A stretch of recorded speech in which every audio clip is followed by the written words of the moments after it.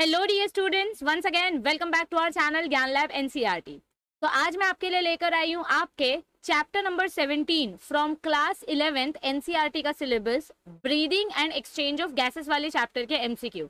As you are already aware कि हमारा जो सीईटी वाला चैनल है ज्ञान लैब, उस पर हमने ये चैप्टर कंप्लीट कर लिया है, यानी रेस्पिरेशन एंड सर्कुलेशन वाला चैप्टर कंप्लीट कर लिया है। तो let's continue with this same chapter from our NCERT syllabus also, ताकि आपकी सीईटी और आपकी नीट दोनों की प्रिपरेशन जो है वो सेम टॉपिक से साथ ही साथ होती रहे। तो आपको भी पता है कि नीट एग्जाम्स नजदीक आ गए हैं और उसके पोस्टपोनमेंट के चांसेस ऑलमोस्ट नेग्लिजिबल है। सो ये सारी नेगेटिविटी को साइड में रखते हैं और अपने एग्जाम्स के ऊपर फोकस करते हैं। आपका एडमिट कार्ड जैसे ही रिलीज होगा उससे रिलेटेड इन्फॉर्मेशन आपको तुरंत दे दी जाएगी और आप हमारे टेलीग्राम ग्रुप पे भी ज्वाइन रह सकते हैं। टेलीग्राम ग्रुप पे आपको सबसे पहले कोई भी नोटिफिकेशन भेज दी जाती है। तो let's start with our today's session. आपको कुछ 2022 एमसीक्यूज रहेंगे।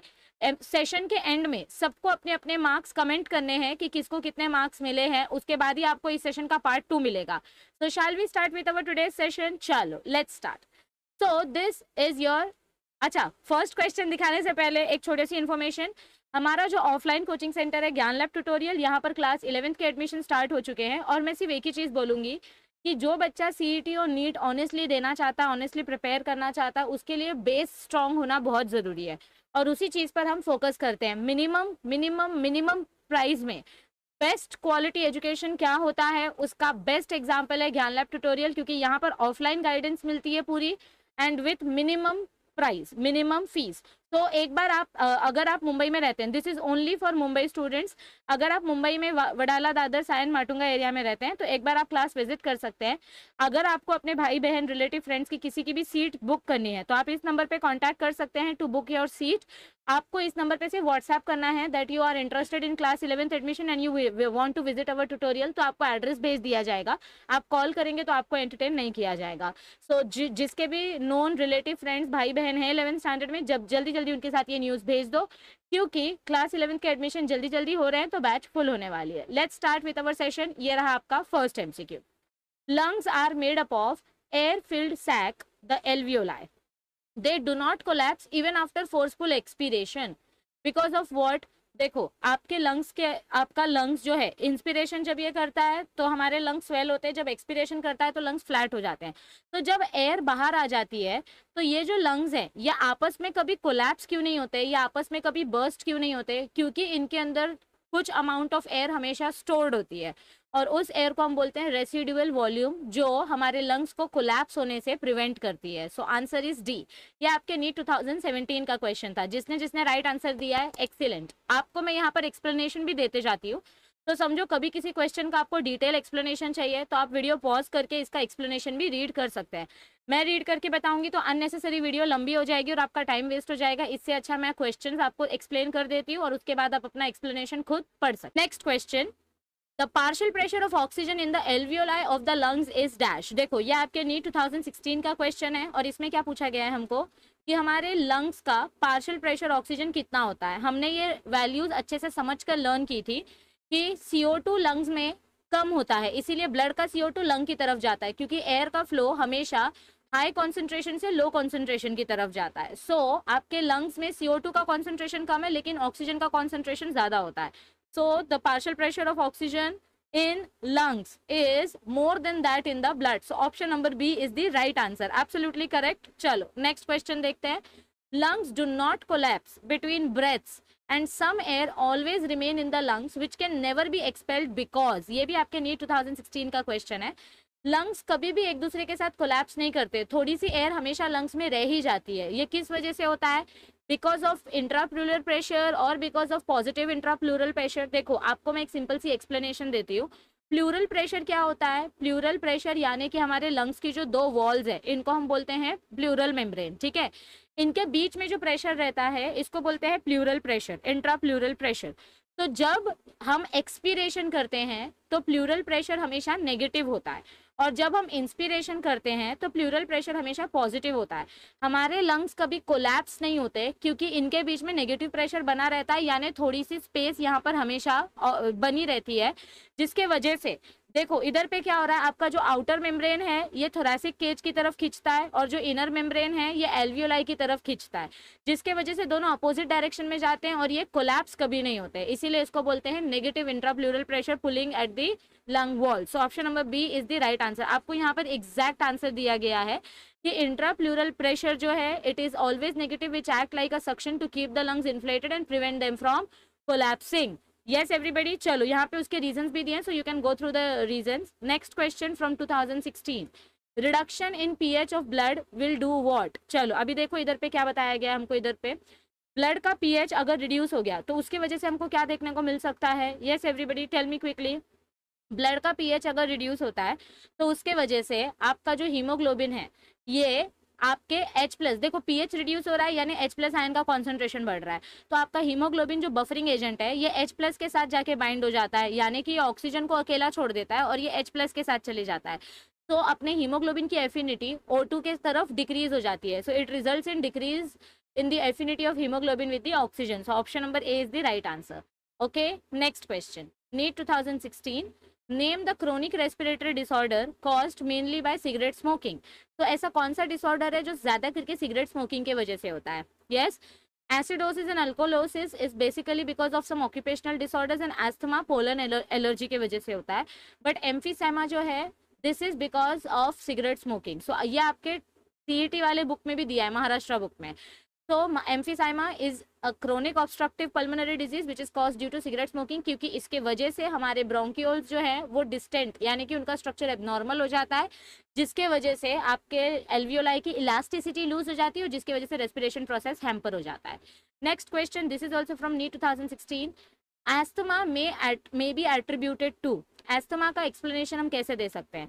Is it inflammation of the trachea या accumulation of fluid in the lungs, जब फ्लूइड जमा होता है तो इसको हम निमोनिया बोलते हैं।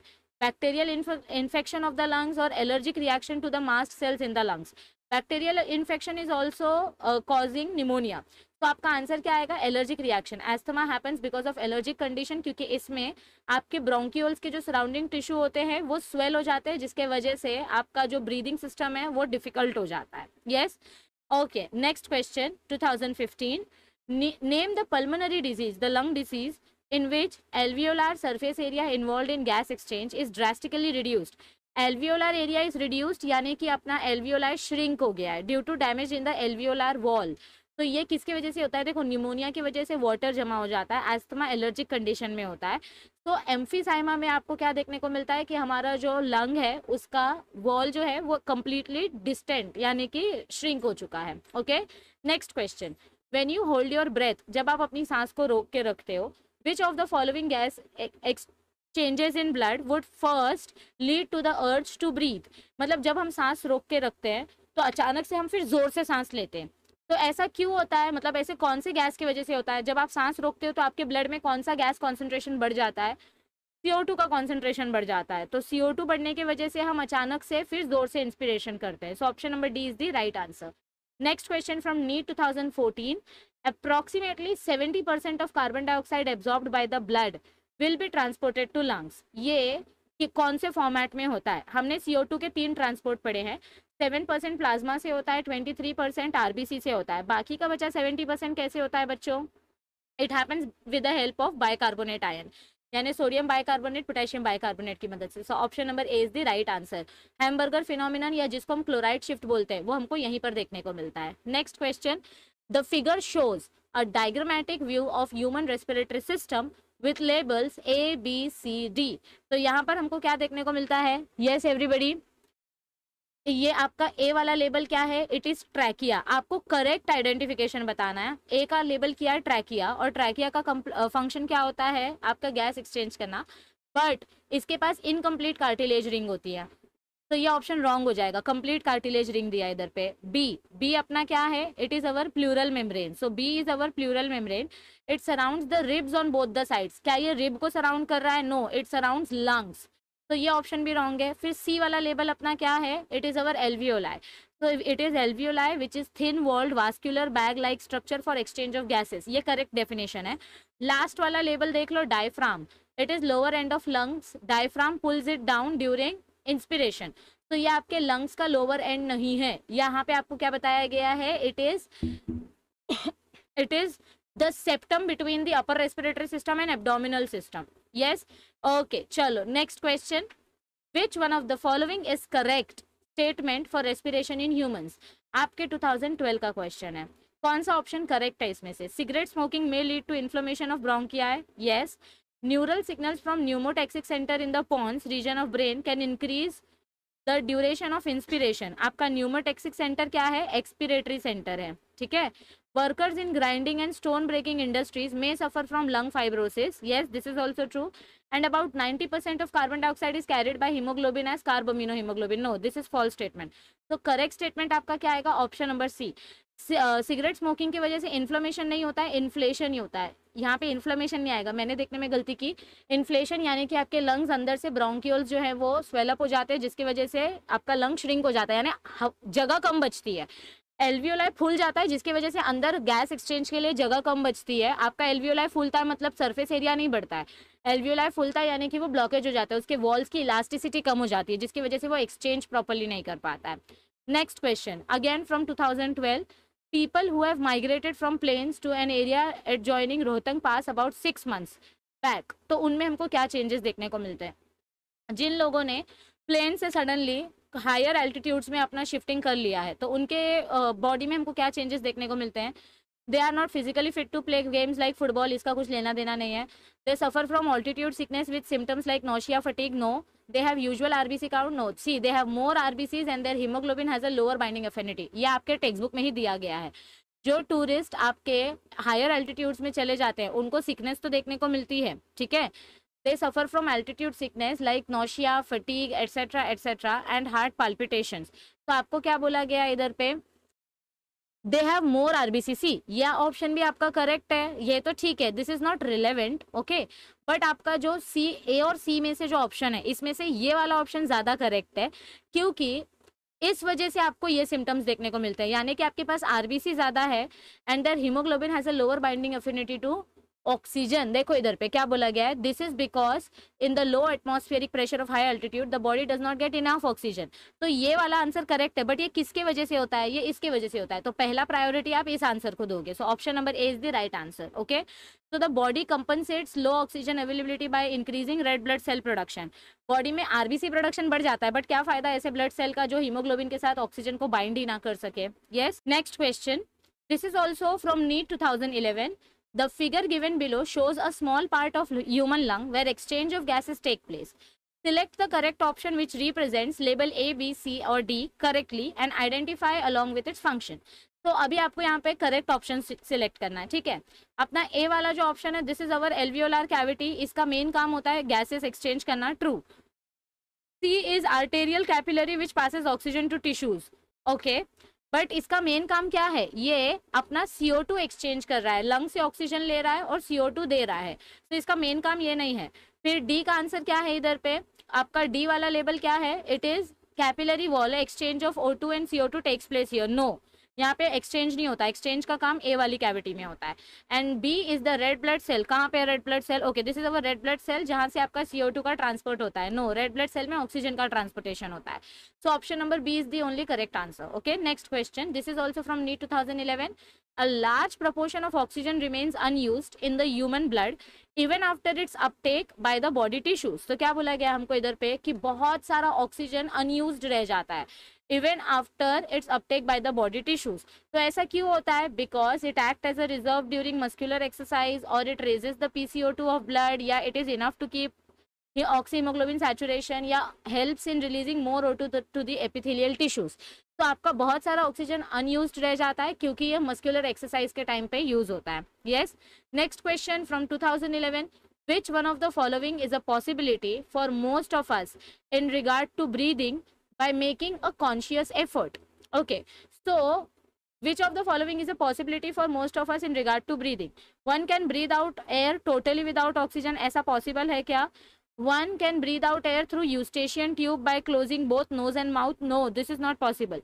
One can consciously breathe in and breathe out by moving the diaphragm alone without moving the ribs at all. This is done with the help of yogasanas.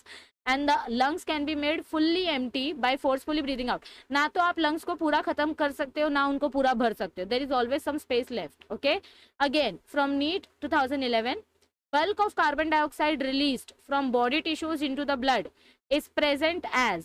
बहुत सारा CO2 जो हम अपने बॉडी टिश्यू से release कर देते हैं, तो वो कौन से फॉर्मेट में प्रेजेंट रहता है? फिर से सेम क्वेश्चन आया है। CO2 ट्रांसपोर्ट करने के 3 तरीके होते हैं। प्लाज्मा से हम 3% CO2 ट्रांसपोर्ट करते हैं, फिर RBC से हम 23% CO2 ट्रांसपोर्ट करते हैं, और बाइकार्बोनेट आयंस की मदद से हम 70% CO2 ट्रांसपोर्ट करते हैं। तो bicarbonate in the blood, plasma and RBC, this is how our CO2 is stored in the blood. Next question, listed below are 4 respiratory capacity. आपको यहाँ पर मैच द कॉलम खेलना है, ठीक है, ये आपके 2010 का क्वेश्चन है। कौन सा ऑप्शन करेक्ट मैच दिया गया है वो आपको चेक करना है। तो पहले ऑप्शन नंबर ए चेक करो, रेसिडुअल वॉल्यूम का वैल्यू कितना होना चाहिए? 1200, यानी कि 1 का आंसर आना चाहिए 1200।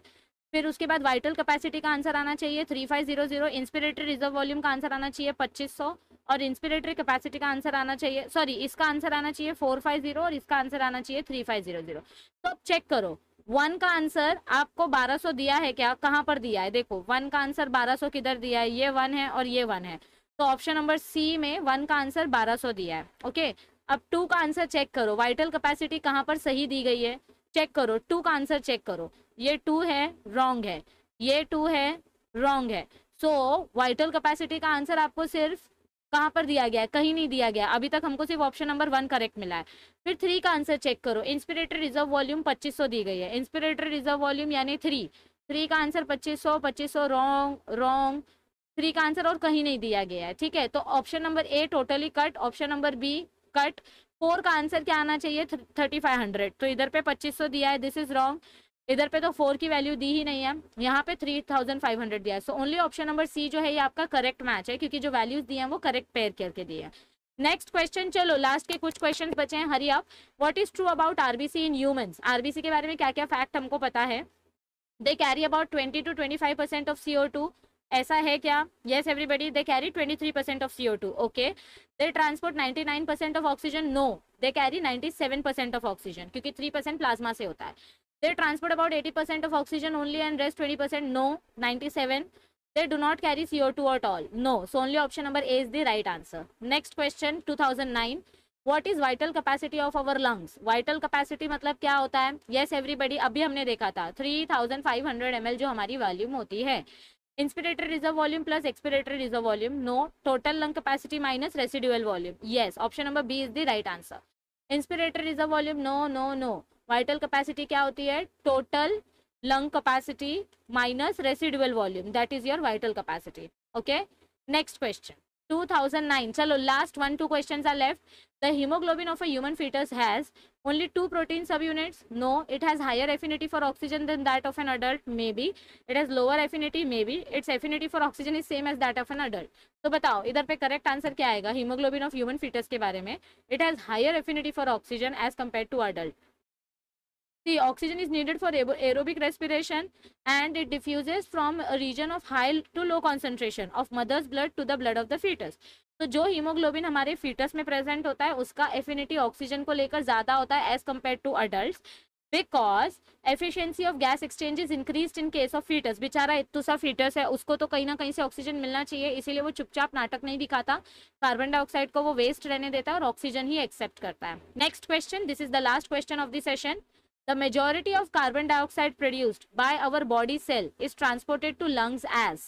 जो CO2 हमारी बॉडी में प्रोड्यूस होता है, अभी ये चौथी बार या तीसरी बार या चौथी बार क्वेश्चन आ रहा है, हम अपने CO2 को कैसे निकालते हैं बॉडी से बाहर? In the form of bicarbonate ion. So option number C is the right answer. I hope कि आपको ये सेशन अटेंड करके काफी मजा आया होगा। तो आपका ये सेशन था 21x4 यानी कि अप्रोक्सीमेटली 84 मार्क्स का। तो आपको कितने मार्क्स मिले जल्दी जल्दी सब लोग बताओ, कमेंट करो, अपने अपने मार्क्स कमेंट करो और नेगेटिव मार्किंग कंसिडर करके कमेंट करना। अभी तक अगर आपका प्रिपरेशन बाकी है तो वेट मत करो कि एग्जाम पोस्टपोन होगा, just keep practising, keep revising and keep solving these previous year questions. आपके लिए बाकी के चैप्टर्स के भी PYQs में लेकर आऊंगी और इस पार्ट का पार्ट 2, इस चैप्टर का पार्ट 2 आपको तभी मिलेगा जब आप अपने मार्क्स कमेंट करोगे। तो जल्दी जल्दी आप हमारे लाइव बफरिंग चैनल को भी सब्सक्राइब कर लो, यहाँ पे आपको फुल एंटरटेनमेंट मिलेगा। और इसके अलावा अगर ये वीडियो अच्छी लगे तो इसको मैक्सिमम लोगों के साथ शेयर करना, क्योंकि अब हाल ज़्यादा नहीं बचा है, 10-15 दिन ही बचा है नीट के लिए। और चैनल पे नहीं हो तो चैनल को सब्सक्राइब करो, अपने जूनियर्स के साथ भी शेयर करो। 2023 के बच्चों के लिए बहुत सारा डिटेल कंटेंट आने वाला है। वीडियो अच्छी लगे तो लाइक कर देना, फ्रेंड्स के साथ शेयर कर देना। मिलते हैं जल्दी, तब तक के लिए बने रहिए ज्ञान लैब चैनल के साथ। Thank you, stay tune, see you soon, bye bye.